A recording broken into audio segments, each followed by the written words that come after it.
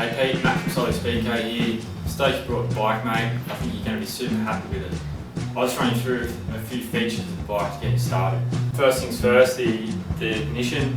Keys down here underneath the left hand side of the fuel tank. First switch, we'll run the ignition. Second switch, we'll only run the lights. So run the bike, flick it onto there, and you're good to go. Fuel tap is on the right hand side of the bike. When that position is off, straight down, the fuel is on. If you want to flick it onto reserve, if you're running low, just push it all the way around. Make sure you turn it off after each ride, just so there's no fuel leaks. Just leave the fuel tap on for about 30 seconds before you try to start the bike, just to let the fuel flow through to the carbies.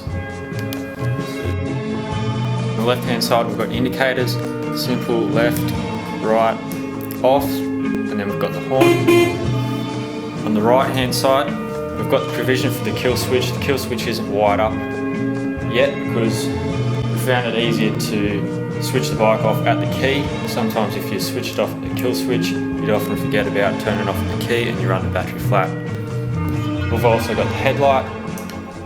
Down is low beam, middle is off, up is high beam. You'll see the blue light come on the top of the headlight for high beam. It'll be off when the low beam's on.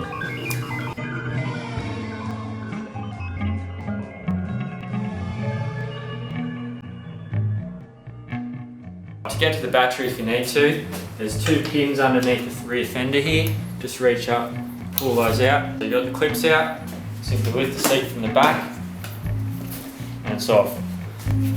You've got a 4-cell ballistic battery here, super lightweight, super small. Put the seat back on, it kind of slides in under the front of the fuel tank here. There's 4 pins, 2 on each side, that go into holes on the frame. It's a little bit tight to get them in.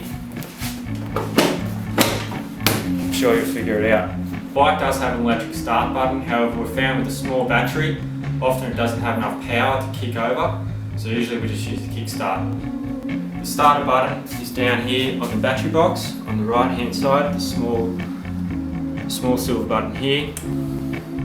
Simply push and hold to start the bike. Right, to fill the bike up with petrol, simply push down on this, there's a little spring, and then push this tab forward, and you're right to go.